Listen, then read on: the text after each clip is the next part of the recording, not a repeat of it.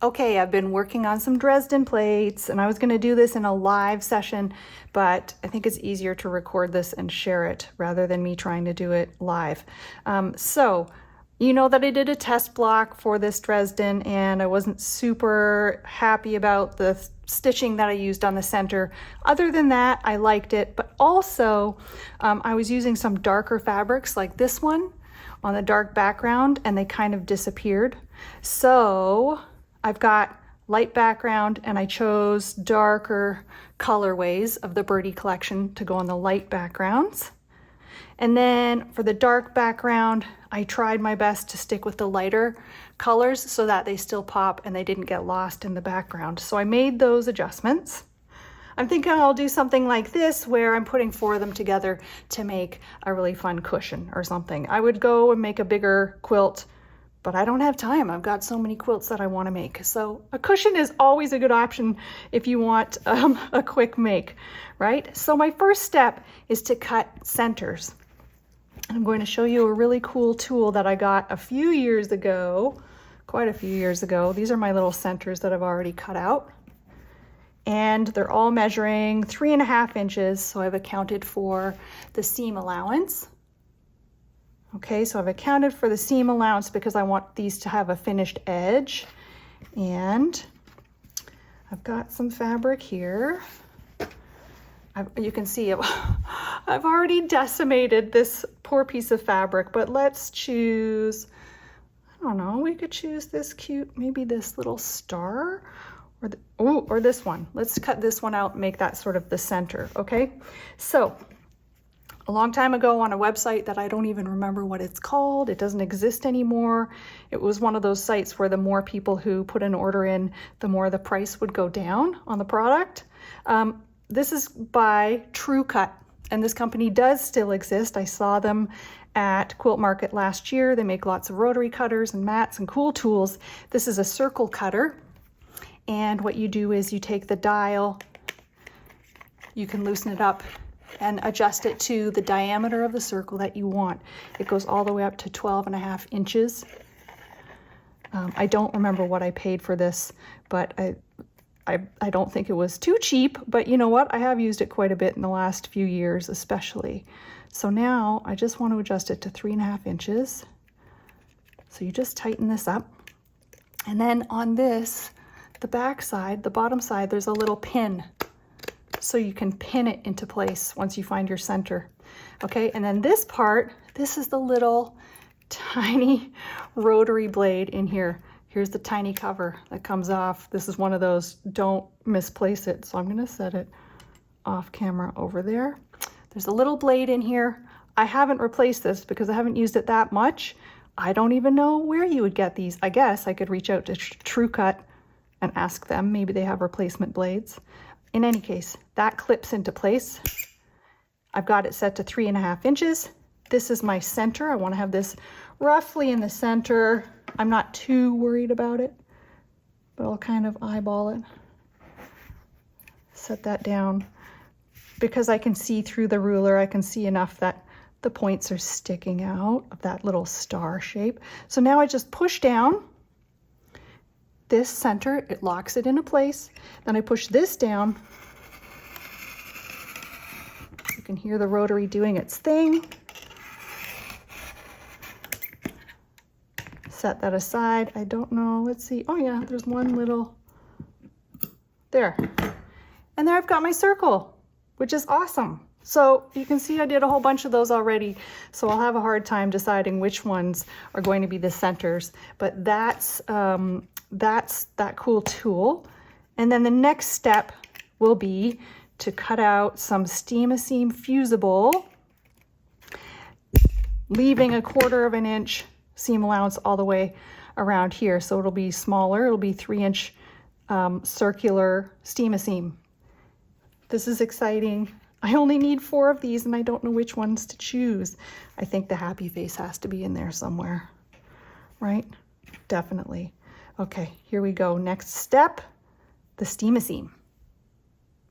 All right, the next step for these centers is to get the steam-a-seam on the back and finish the edges, turn them, and then fuse them onto the centers. What I like to use, this is the fusible that I use 100% of the time. It's steam-a-seam to Lite. What I like about this is that it comes in all kinds of different formats, rolls. These ones come in sheets, and it says it's printer friendly. My previous printer, I used to put these through, but you have to kind of trim them down because they're a little large. So I don't like to put them through my printer all that much. This is what the sheets look like. One side has a grid on it, 1-inch grid, and then the other side is just a solid paper, and in between is a thin layer of the fusible. Okay, so I wanted to take my centers and make circles that are slightly smaller than the fabric so that I can turn the edge and iron a finished edge onto these. So I traced some circles, and guess what? This time, rather than using anything fancy, I used what I could find in my studio that fit the bill, and that was a coffee mug. This is from my Australian tour in 2019, and it's a 3-inch circle, so I was able to just trace it onto this paper. Sometimes you have to use what you've got, and then I cut out these little circles. These will fit on the back side like this and give me some extra space to fold this over all the way around. So, first step is to peel off that solid paper. You can leave the grid side on. This might be the most challenging part. It's not too bad, but you can see what I love about steam-a-seam is that it's sticky, right? It's got stick to it. So you can stick it down, and if you don't get it right, you can peel it up and re-stick it as many times as you need to. And then once you have it centered, and I'm eyeballing it here, once you have it centered, then you use your hot iron, hottest setting, no steam, and iron it in place. Okay? So I'll do that for all 4 of my centers.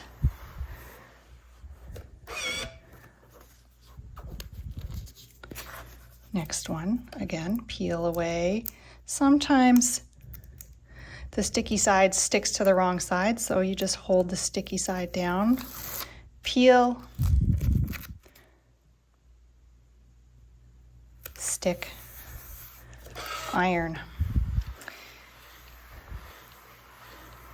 I wasn't sure which centers to go with. I was going to do 2 light centers and 2 dark centers, and like the opposite of the backgrounds that I have, the light and dark backgrounds, but then it just looked too, I don't know, I like the look of the light backgrounds. They stood out more, so I went with the white instead of the black on all 4 of the blocks. All right, so now this, I said the most difficult part is peeling it. It's not. The most difficult part is doing this folded edge. But here's a little cool product that I wasn't sure how to use it before, and now I've figured it out. It's by Acorn products. It's called the Easy Press Pen. So it's a pen that actually has a little lid, and you pour the Easy Press solution into the top, and then you put that down, and then it's got a felt tip on it. It comes in different sizes. It's called Easy Press Fabric Treatment. You can fill it into a mist bottle or however you like to use a starch, but they also have these pens. The pens come empty, you fill them up, and then you use them. So here's how I've been doing this. I take this pen, and see it's got this felt tip, and I just run the felt tip along the edge of the paper where I want to fold down my fabric. And then I carefully use my iron. Watch me as I burn myself. No, I'm going to try not to burn myself.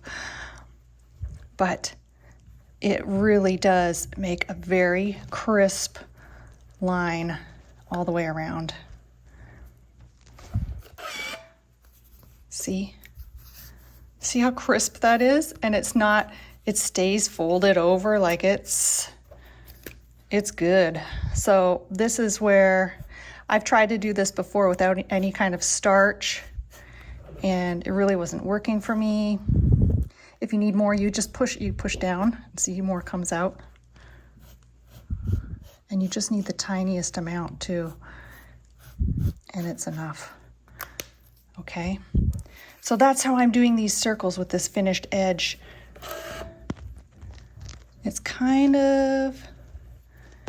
it's fiddly for sure, but I've used other techniques as well, using there's another technique where you take tin foil and you wrap it around between the paper and the fabric, and the tin foil creates the crease, and that works too. But this is just a new method that I tried when I made the little sample Dresden block, and it worked really well for me with this product. I'm going to guess that you could really, if you could find a fillable pen, you could fill it with any kind of starch. So if you have a different brand that you use, like Best Press or like this Magic, that would probably work too, right? But now I've got this circle that's all pressed around really nicely, got a sharp edge, and now I can place it onto my block. So let's do that. Okay, here's the block that I'd finished up a while ago, and I stitched down all the way around the edge, and I'd put this in place. You can see I folded it this way, lined my seams up so I could center it, and then I used a little bit of glue to hold this in place, and then I stitched it all the way around.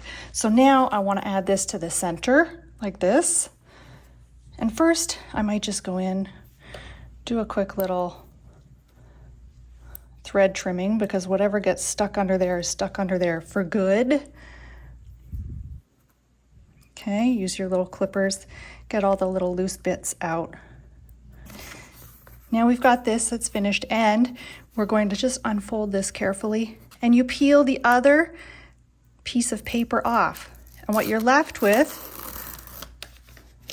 is, again, a sticky fusible, right? So this gives me the opportunity to place it, move it, place it again if I need to. Also, this one's got a little bit of a, there.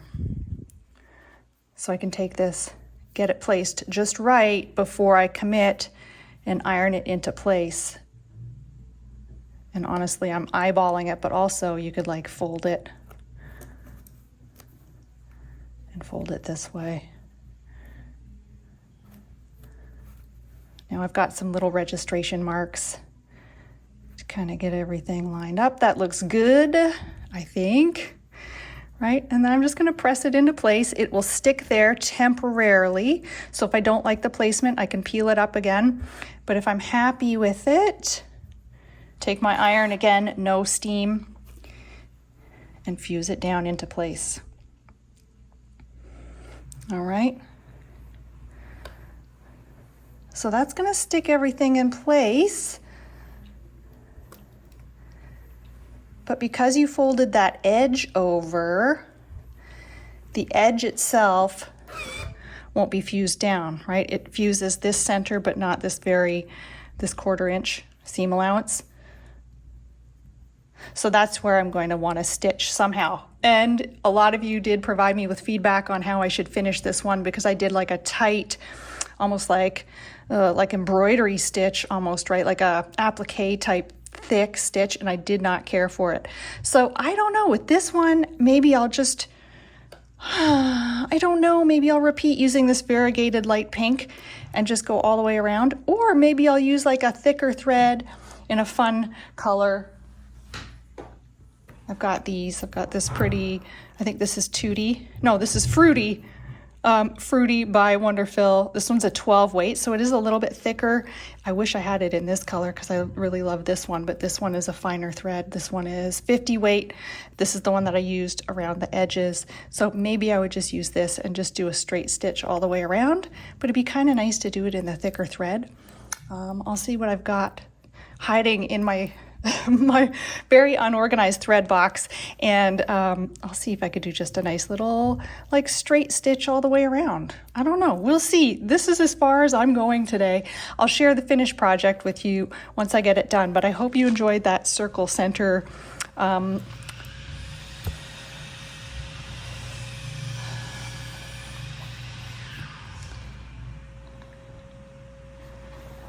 I hope you enjoyed learning a new technique. This is new to me too, in that I hadn't really had success with fusible circles before I started adding this into the mix. So this is by Acorn products. It's the Easy Press pen with the Easy Press starch.